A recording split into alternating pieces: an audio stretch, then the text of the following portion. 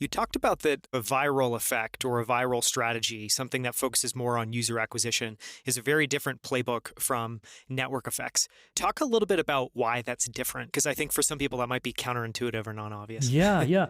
No, it's really easy to confuse. And the reason it's easy to confuse is because our greatest examples of network effect businesses like Facebook or Twitter had both viral effects and network effects. As we look at them, it was hard to differentiate what was going on.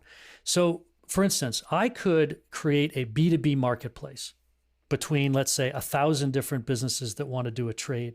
I could spend $10,000 to onboard each one of them. And then I could create liquidity in that marketplace between the 1,000, or that might be enough people to create liquidity.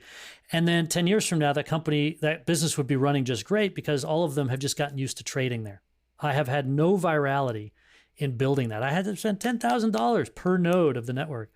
But I had a network effect, which gave me a very durable and lasting business, but I didn't have any virality involved. Another example would be something like Chat Roulette, which was a company from about 10 years ago, where people would just get on and see who they're going to be on video with.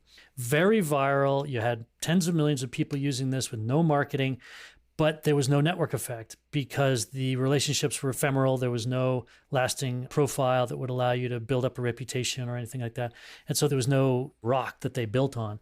And so there was no defensibility, no durability. So you could have a lot of virality with no network effects and defensibility, and you can have a lot of defensibility without any viral effects. Yeah, that's a fascinating example because it seems like such a shame that that team or that founder wasn't thinking as much about network effects as they should be. I can give you tons of examples about companies that got viral because we were some of the first viral engineers. Stan Chudnovsky and Michael Birch and I and Darius Contractor were some of the first people doing viral flows back in 2000, 2003, that time frame. And you thought everyone's going to be doing this, and everyone started doing it, but then no one took that next step, which we learned from Monster, which is no, you've got to actually build a network effect.